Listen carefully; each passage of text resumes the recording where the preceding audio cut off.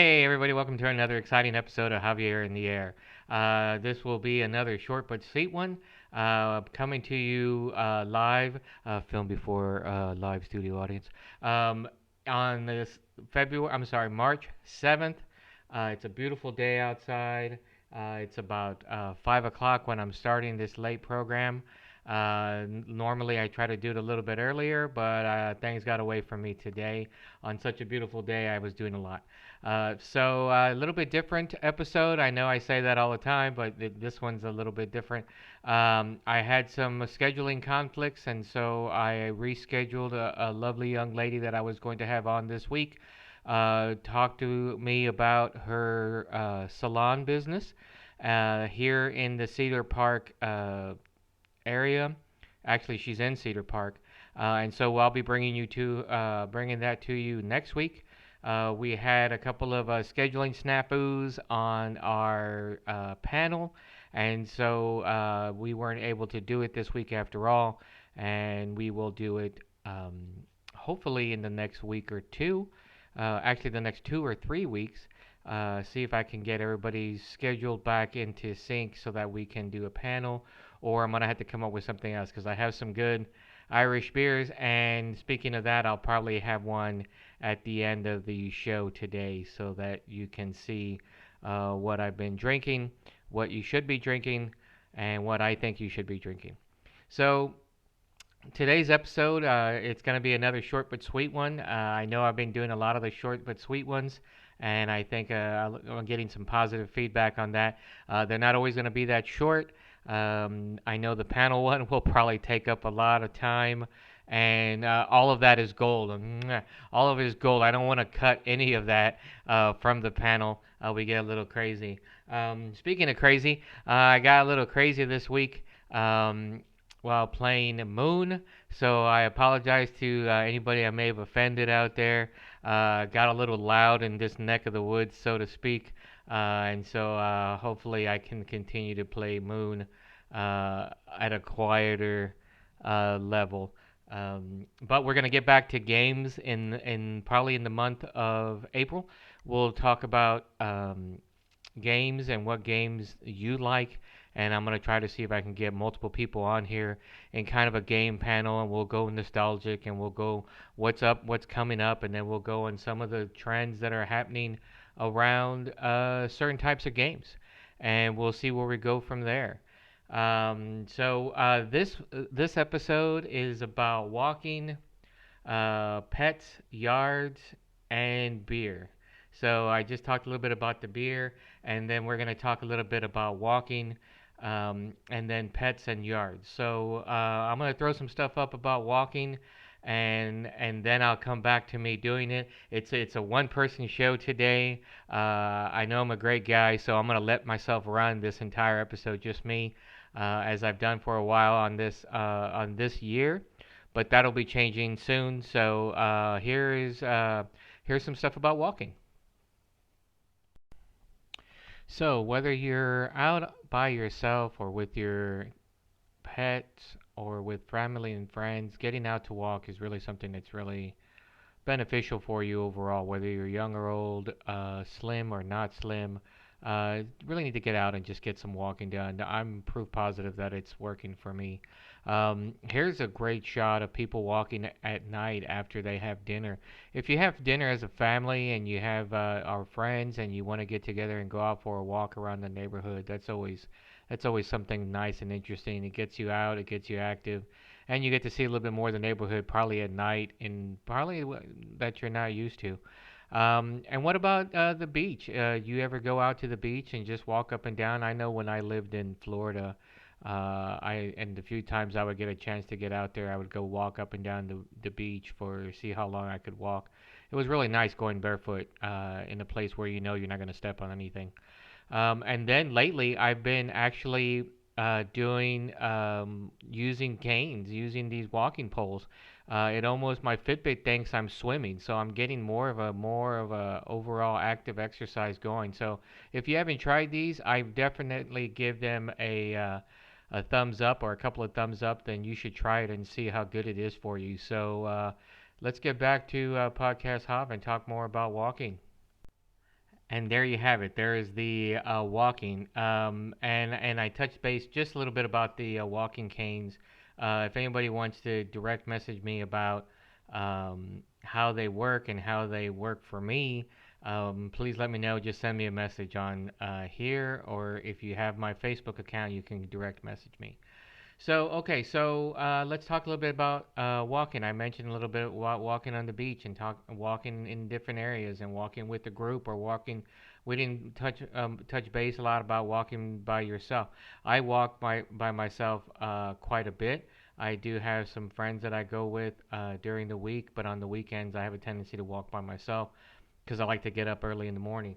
And this morning, when there wasn't a cloud in the sky, it was absolutely beautiful out there. It was about 55 degrees when I started walking. It was about 63 when I finished. I only walked about 3 miles today, but it was really good to get out there since we had the snowmageddon and the snowpocalypse on there. So I'm gonna get a little bit on a soapbox here for a moment and talk about how it looks like we are, and there's some people walking right now going by my front window. On the soapbox, I noticed that we are, in my area, are going back to a semblance of normalcy when it comes to getting out and about. I understand that there is a mandate being lifted this week. Whether I agree with it or not, I don't. Whether I agree with it or not, it's happening, and I appreciate those companies that are and restaurants and businesses that are staying, continuing to ask their clientele to wear masks. But I also noticed that things are going back to normal. And how do I notice that? Well, earlier today there was a gentleman who did not have a handicap parking sticker, who parked haphazardly in the handicap parking space, ran into Walgreens, got his pack of cigarettes, jumped back into his Corvette, and drove away. No handicap sticker. I double checked. I looked at the plate. I looked for the sign. None. So I feel justified in calling him out. That was kind of a douche thing to do. And there, even though, yeah, maybe nobody was parked there, that's not the point. You're not supposed to park there. Anyway, so then you have driving like that. Driving examples of accidents beginning to increase. People beginning to drive haphazardly. I like that word. And crazy, and almost causing accidents, and almost hitting kids that are still trying to enjoy the slowdown of traffic throughout the neighborhood and throughout the streets. So I know that's getting back to normal. Another thing that's getting us another sign that we're going back to normal, the number of poop bags along my walk on El Salito Parkway. Yes, I'm calling you out for people that take their dogs with them and leave the bags. I get it. I get why you need to pick the poop up. It's horrible. It's disgusting. Hey, you got a dog. That means you have to clean up after that dog, right? And I get why you put it. I get why you used the bag and then left it. You used the bag because somebody was watching you, and you are not one of those conscientious neighbors who say, I have a dog, I need to pick up after my dog, and I need to throw the bag away accordingly and correctly. So maybe these were being hidden by the snow a couple weeks ago when I was out walking when the snow was still on the ground. But I noticed 14 bags today, both out and back. I went out up El Salito on my side of El Salito, and then up to Cypress Creek, crossed Cypress Creek, crossed over, and went back down El Salito on the other side of the street. And I saw a total of 14 bags of poop.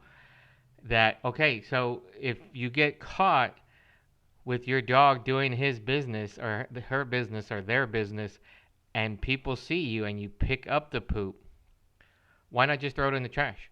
Why not hold on to it like you're supposed to and throw it away when you get home?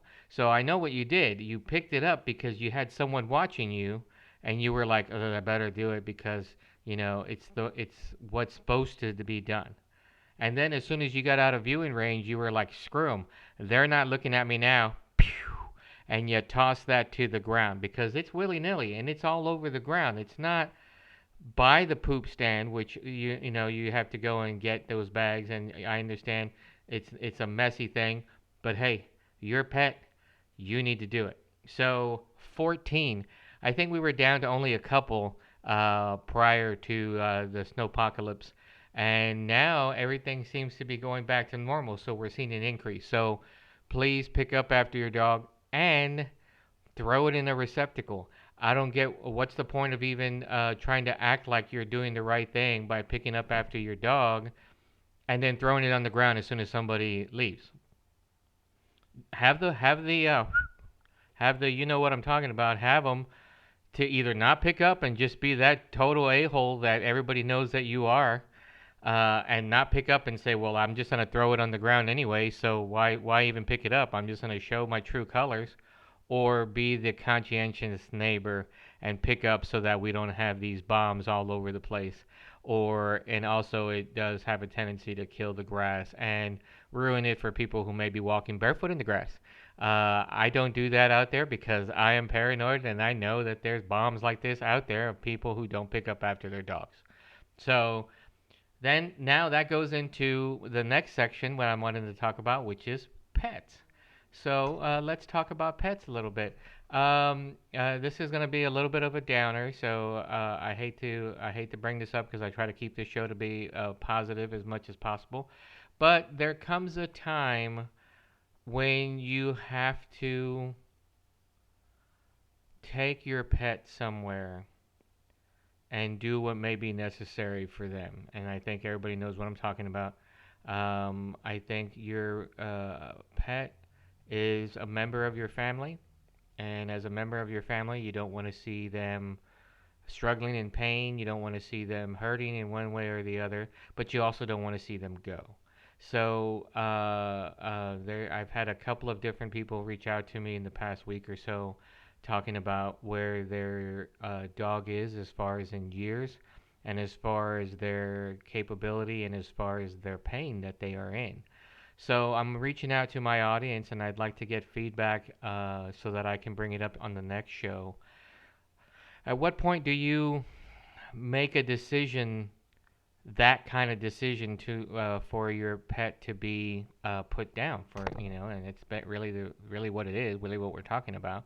I have some friends that their dogs are 12, 13, 14 years old, and they're leading good lives, and they're still, for all intents and purposes, frisky, and they scale it up and about, and they're able to move around, and there's not an issue, and that is great. But I also have some friends that have pets that are 9, 10, and younger, and they are what for what we can tell, living in pain. I understand that it's a tough decision. So how do you or how have you made that decision in the past? What do you do? Uh, what items brings up? Sometime, and I hate to say it, but we all know this deep down. We don't like to talk about it, but it can become a monetary thing. At what point where you're going bankrupt because you are paying for all these things to help out your animal, uh, to live that extra month or that extra 6 months. I mean, if it's something where they're going to live continue to live a full life and go, 3, 4, 5 years, then I can see the value of that. And yes, I am saying value. I know it's tough, and a lot of people are gonna get mad at me for narrowing it down to that number, but it can be that number. It can force a family to go bankrupt, or have to go under, struggle financially because they're trying to keep their animal alive, which may not be the best thing for that animal. So, I've had some discussions this week about that, and I've talked to some people who have had to put some of their pets down, unfortunately. And there's all these decisions you have to think about. How are you going to explain it to your family? How are you going to deal with the loss? And how do you deal with it when you decide that you don't want to lose your pet and you want to keep going?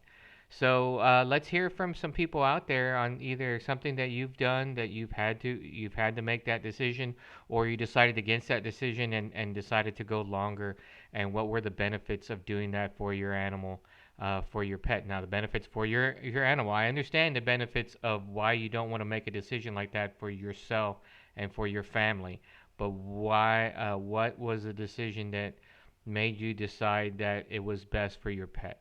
And what was the outcome of it? Hopefully, the outcomes were positive. I know that at some point this comes up with every pet's life, the ending of it, and what goes on with that. So let's let's think about that. I want to hear from you, my listeners and viewers. Tell me about something that's happened when it comes to that. You can reach me here on the YouTube channel, which, by the way, if you haven't subscribed, please subscribe. Yes, it's a blatant plug. Or you can send me a message on Facebook if you have my Facebook information and you know how to reach me there. So I'd like to hear from you, and I'll touch base a little bit about it next week if I get feedback from my viewers. So let's move on to another topic, and I'm going to take a quick break and then come back and we'll talk about um, yards. Well, top of the morning to you, pot of gold, and all that other kind of goodness. So, if you're like me and you're actually of Mexican and Irish, and others too, but for this month, let's say I'm predominantly Mexican and Irish descent. Then why not come down to Zazzle.com and check out my line of Mex Irish products, like this beauty right here, this beautiful Kiss Me a Mex Irish shirt. Show your Mexican and Irish pride by drinking a Guinness or maybe a Smithwick's, having some Irish whiskey, and wearing your Kiss Me a Mex Irish shirt. Go to Zazzle.com and do a search for Mex Irish or ask me for the link today. Hey, hey, what a great little jingle, little commercial that we just had there. I have one myself, so why not check it out? So, here we are gonna talk about yards. So, with the latest snowpocalypse, snowmageddon that we had here in Texas, and I know there's snow out in the other areas. I have cousins out there who live in some deep snow and are laughing at us because it was just a week. But here we are. I'm doing a lot of work on my yard lately, on my yards, both front and back, and yes, I consider them two different entities. And I'm just wondering what kind of work have you been doing around yours? Drop me a line and let me know, and or send me a shot, and I'll get a shot of your yard on my show, and we'll talk about it and show it. So in my neck of the woods, in my neighborhood, when they were built, I think like 35, 36 years ago, a lot of these red tip trees, I believe they're called Photinia, red tip trees were put in because they grew fast, and they had a nice look to it. Long term, they suck. What I've been doing in my backyard is I finally got around to it and decided that they had to go. Luckily, I did it before snowpocalypse, so I didn't have too much of an issue. But the problem with the red tips is they get to a certain height and then they just start to die off. And they're very invasive and they're very sun blocking when it comes to the ground below them. So what was happening is that I was getting these uh, just dead spots of grass. Not even grass, it was just dirt. And I finally got tired of the dirt and I finally got tired of the tree. A lot of it was growing into my neighbors and causing issues there. They were growing into the cable lines and the power lines. So I finally decided that it was time to cut them down and start doing some different look to their, which is going to include gardening. Stay tuned for that, people. As Javier's green thumb may not be that green, but we'll find out. So anyway, what have you done because of, or in lieu of, or it was just time for your yards? So I cut down the red tips that were along the back part of my fence line. I cut down some other tree. They weren't trees. They kind of looked like trees, but they're more like shrubs, and they had multiple trunks, and they're real thin. They don't get much thicker than that, and they have these little red berries. Somebody called them Christmas berries. I'm not sure what they are exactly. If you want to tell me what they are, I'll bring it up on the next show. I cut those down, so now I'm really doing a major refit on my backyard to try to bring it up to the snuff that I want. Stay tuned for that and we'll see. But let me know what you're doing. Let me know how your trees have done in this area. And I know I'm sure in other parts of Texas, the cacti have all but been destroyed by the freeze. I don't think I probably never got this kind of cold that they had, that we just recently had, and so basically either snapped off or froze solid and basically killed the leaves or the pads or whatever you want to call them from the cacti. I'm seeing this when I go on my walks and when I drive through the neighborhood all over, not just certain types, like the ones that come to a point and they have those, and then one of them it looks almost like a century cactus. I don't think it is, but one that has a really long piece up here, 2 blocks away from me, all but dead. So, what are people doing for that? Also, I know that supposedly there was supposed to be some brush pickup this weekend. Didn't seem to happen. There's brush all over the place when I walk up and down El Salito. I don't know what the latest is on that.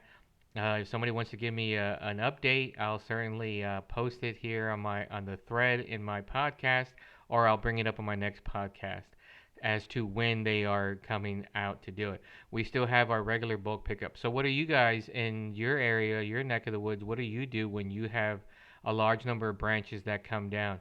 Whether they're yours or whether they're the neighborhoods or whether they're owned by the city. I know there's a lot of parks that have some branches and shrubs down and everything like that too. And what happens in your area, and how do you get rid of them if they're not yours, but they're cluttering up your streets? So I'd like to hear from you guys to see what's that doing. So now, so that's with the yard. So I'm doing some major retro refit on my yard. On the sides of my yard, I'm getting new fencing put in, and I'll show you what I'm doing there. I'm proud of it, so I am going to show off. I'm proud of my house. I've owned it for um, coming on 7 years now, and I like to show it off. So please bear with me. I hope you enjoy these adventures. So now let's check out. Maybe let's look at a little beer. Oh, hello, hello. Welcome to the basically the St. Pat's Irish tasting that I'm doing for today's podcast. Yes, I was trying the Irish accent. I'm horrible at it, so I thought I'd just go back to the normal standard Texas accent that I have. So, we're here. We're gonna drink beer. Get used to it. This is what we're gonna do. I'm not sure if the panel is gonna be able to do the St. Patty's Day panel or not. I hope we will still be able to. But in case we don't, I wanted to bring you one of the I guess submissions, should we say? So this is 12 12 5 12 5's Rebel Hard Coffee. This is their I'm trying to read it without using my regular glasses because I got the old Cyburn glasses going on here. This is their Irish cream latte. So it's a 5% ABV, so it's pretty light for the show. This is beer review number 117. Actually, it's probably, I was talking to someone the other day, and it's probably closer to 125, 130. I forgot to add the reviews that I actually did on the podcast and not through my fancy schmancy board. So we're gonna take this. Here is a close-up shot of it. Rebel 12 fives. Looks like 12 fives. Rebel Hard Coffee, limited edition Irish cream latte. So go out and check it out. Thanks again to the team at Brewtique for keeping me in these type of beers. or this. Well, it's a latte and it's a coffee. So let's check it out. Let's pour it and see what we got. Oh, now this is interesting. This really is like a coffee. Either that or somehow I shook the shit out of it. But I'm not spilling anything. So, wow. Take a look at that. I know it's kind of hard to tell with the glare going on there, but this is just like, it looks just like chocolate milk.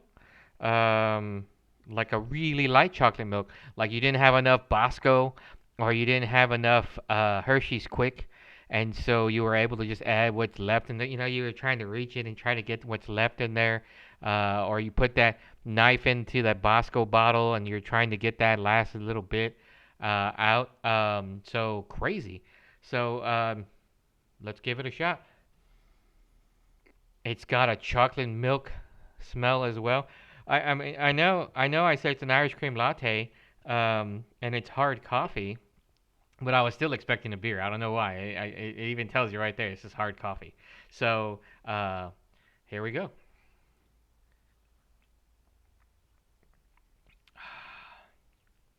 Wow, wow. This is really good. I know we said we were doing beer, but like I said, this is a hard coffee. If you're into uh, lattes, specifically Irish cream lattes, um, there's no real taste as far as anything when it comes to alcohol in it. I really enjoy it though. It's fantastic.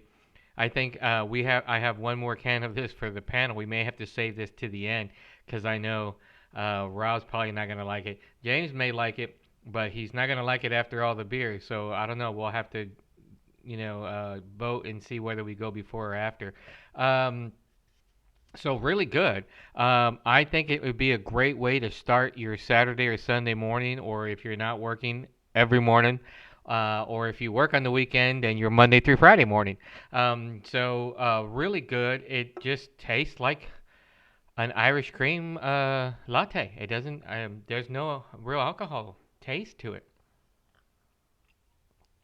Now, having said that, I was hoping that a hard coffee would have a little bit more of a kick to it, a little pee more of a kick to it than what I'm tasting here. I know it's 5% ABV, but I was still expecting a little bit more to it. But as far as taste goes, it's probably a 9. As far as alcohol goes and what are, the other variables that we have, I'd probably give it closer to a 6. So that gives it a 15. Let's go with an average, and let's just say I'm gonna go with 7.5, 7.5 thumbs up of my scale of 1 thumb to 10 thumbs. 7.5 thumbs. It's really good if you want something to start the morning with before you move over to mimosas or move over to beer, depending on what you're doing that day.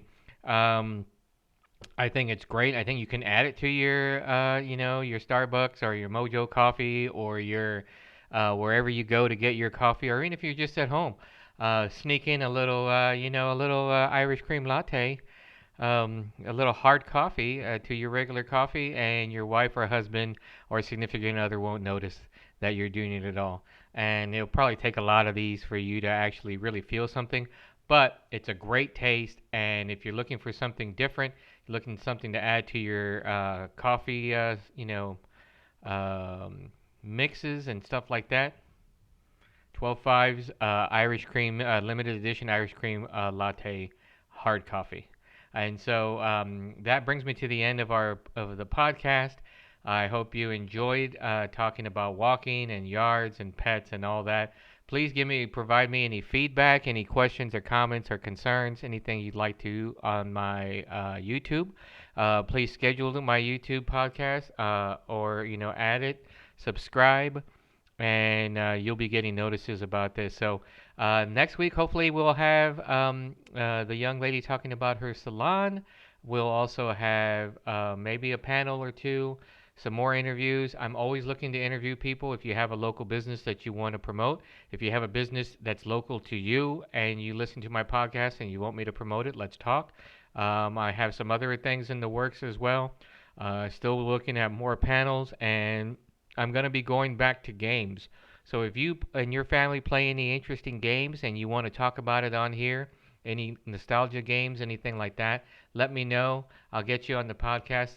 So I hope everybody has a good week, and I'll see you again next week. Thanks a lot.